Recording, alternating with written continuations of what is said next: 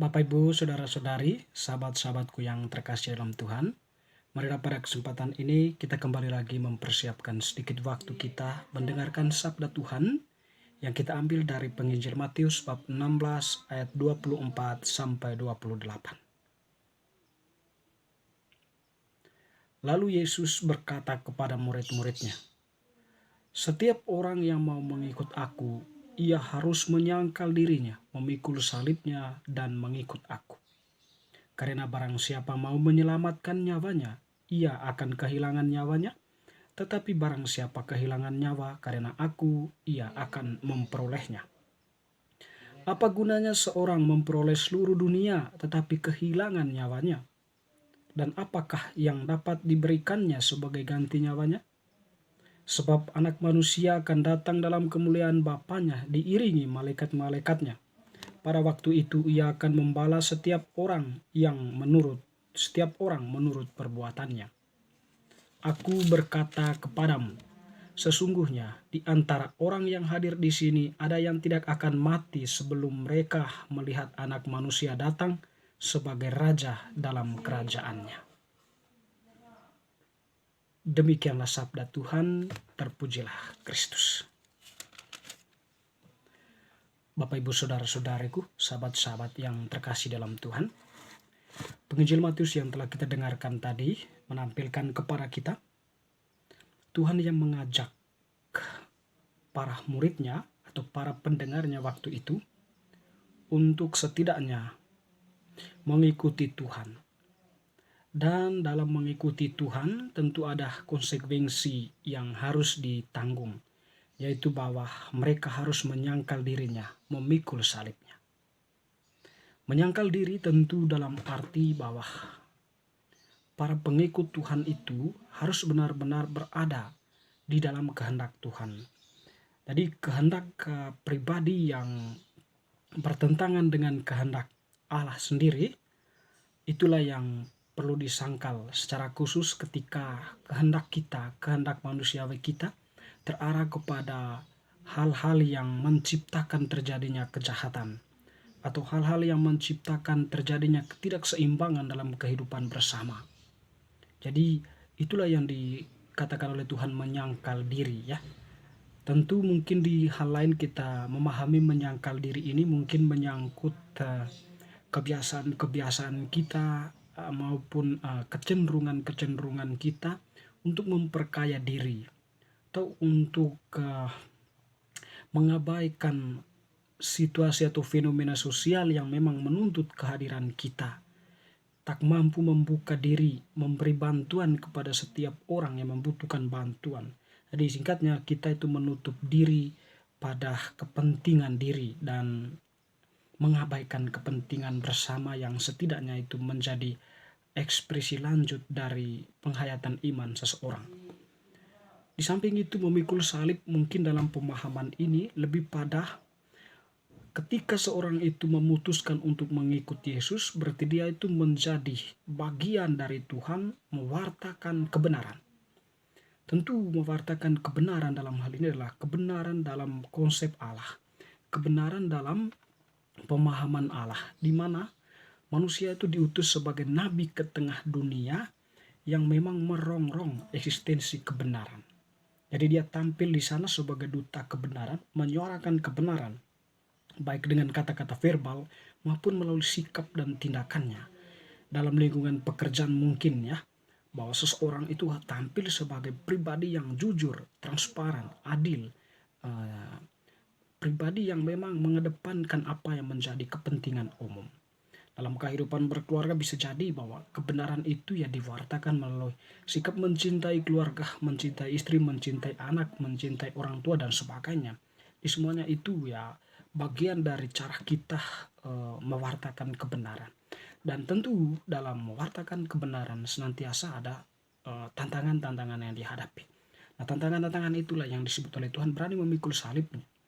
Jadi kebenaran itu tidak selalu baik, ya, atau tidak selalu mulus dalam mewartakannya, dalam perjalanannya. Senantiasa ada duri-duri, ya, yang bahkan membunuh kebenaran itu sendiri.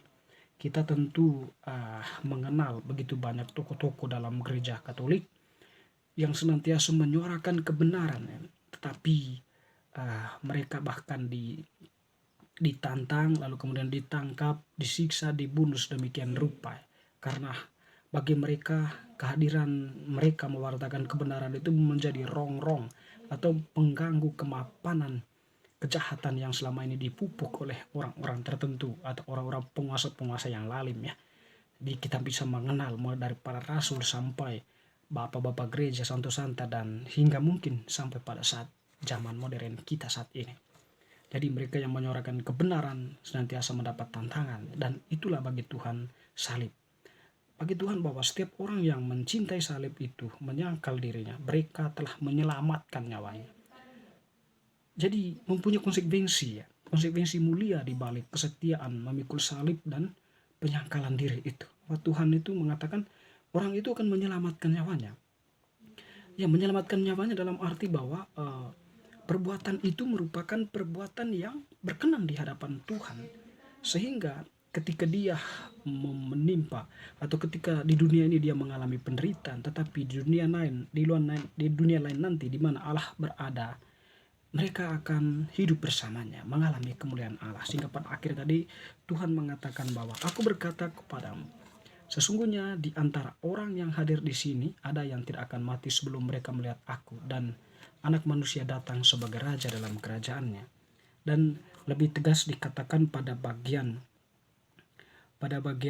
sebelumnya itu Tuhan mengatakan bahwa apa gunanya seseorang memperoleh seluruh dunia tetapi kehilangan nyawanya, dan apakah yang dapat diberikannya sebagai ganti nyawanya. Sebab anak manusia akan datang dalam kemuliaan Bapanya diiringi malaikat-malaikat. Pada waktu itu ia akan membalas setiap orang menurut perbuatannya. Jadi jelas Tuhan di sini bahwa setiap orang yang setia memikul salib dan menyangkal dirinya demi suatu tujuan, yaitu kebenaran, maka orang-orang itu akan mendapatkan ganjaran setimpal dengan perbuatannya. Mereka akan mengalami kemuliaan Tuhan sendiri yang tadi datang sebagai Raja. Jadi Bapak Ibu Saudara-saudari yang terkasih, sebenarnya bacaan hari ini, ya, mengajak kita sebagai anggota gereja, dan sekaligus kita pada hari ini merayakan pesta pemberkatan rumah ibadat. Jadi di sini sebenarnya mau mengajak kita semua bahwa diri kita itu pada hakikatnya adalah suci dan kudus. Dan kita pun dipersiapkan Allah itu kemudian untuk menjadi rumah kebenaran, tempat Allah bersemayam.